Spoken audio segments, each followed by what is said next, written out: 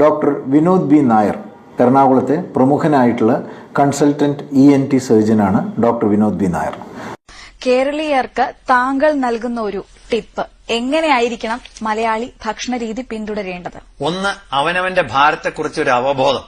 നമ്മുടെ പല സിനിമാ നടന്മാരും നടിമാരും വണ്ണം കൂടുതലുള്ളതുകൊണ്ട് ഇതാണ് ശരിയായ രീതി എന്ന് നമ്മൾ ഒരിക്കലും തെറ്റായി ധരിക്കാൻ പാടില്ല.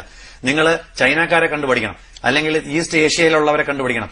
അവരുടെ ഒന്നും ദേഹത്ത് ഒരു ഔൺസ് എക്സ്ട്രാ ഫാറ്റ് ഉണ്ടാകുന്നില്ല എന്നുള്ളത് ഇതുവരെ ഇല്ലായിരുന്നു. ഇപ്പൊ പതിയെ അവര് മജ്ജിട്ടുണ്ട്. അപ്പം അവനവന്റെ തൂക്കം കറക്റ്റായിട്ട് നിയന്ത്രിക്കുക. ക്യാൻസർ പ്രിവെന്റ് ചെയ്യാൻ ഏറ്റവും പ്രധാനപ്പെട്ട പല ക്യാൻസറുകളും പ്രിവെന്റ് ചെയ്യാനുള്ള ഏറ്റവും പ്രധാനപ്പെട്ട കാര്യം അമിതവണ്ണം നിയന്ത്രിക്കുകയാണെന്നുള്ളത്. ഇതിനെക്കുറിച്ച് നിങ്ങളൊന്ന് നെറ്റിൽ പോയിട്ട് മനസ്സിലാക്കുക. നിങ്ങൾ പോയി പഠിക്കുക. അമിതവണ്ണം കൊണ്ട് എന്തൊക്കെ അപകടങ്ങൾ ഉണ്ടാകാനുള്ള സാധ്യതയുണ്ടെന്ന്. 10% വണ്ണം അമിതവണ്ണം കുറച്ചാൽ ഉണ്ടാകുന്ന ബെനിഫിറ്റ്സ്, നിങ്ങളുടെ മരണനിരക്ക് 20% കൊണ്ട് കുറയ്ക്കാവുന്നതാണ്. ഹൃദ്രോഗം വരാനുള്ള സാധ്യത 30% കൊണ്ട് കുറയ്ക്കാവുന്നതാണ്. വണ്ണക്കൂടുതലുമുള്ള ക്യാൻസർ വരാനുള്ള നിരക്ക് 40% കൊണ്ട് കുറയ്ക്കാവുന്നതാണ്.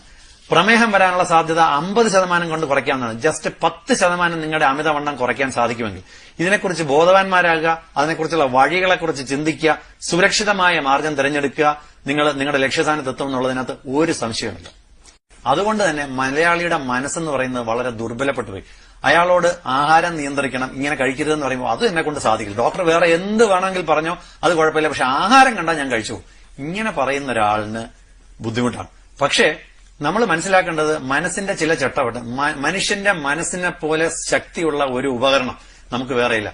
നമ്മുടെ ഏറ്റവും വലിയ കഴിവെന്ന് പറയുന്നത് നമ്മുടെ മനസ്സും നമ്മുടെ ശരീരവുമാണ്. ഇത് നമ്മുടെ പൂർണ്ണ നിയന്ത്രണത്തിലുള്ളതാണെന്നുള്ളതാണ് എന്റെ പക്ഷം. അതാണ് നമ്മുടെ ഇന്ത്യൻ സിസ്റ്റം ഓഫ് മെഡിറ്റേഷനിൽ ഇത്രയും നാള് നമ്മൾ പറയുന്നത്. നമ്മുടെ മനസ്സിനെ നിയന്ത്രിക്കുക, നമ്മുടെ ഇന്ദ്രിയങ്ങളെ നിയന്ത്രിക്കുക.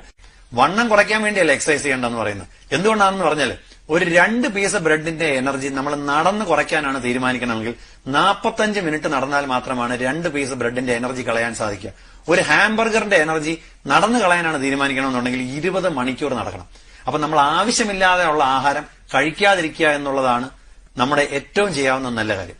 ഒരു കാര്യം കൂടെ, ലോകത്ത് മനുഷ്യൻ മാത്രമാണ്, അല്ലെങ്കിൽ വീട്ടിൽ വളർത്തുന്ന മൃഗങ്ങൾ മാത്രമാണ് ആഹാരം അമിതമായി കഴിക്കുന്ന ഒരേ ഒരു വർഗം.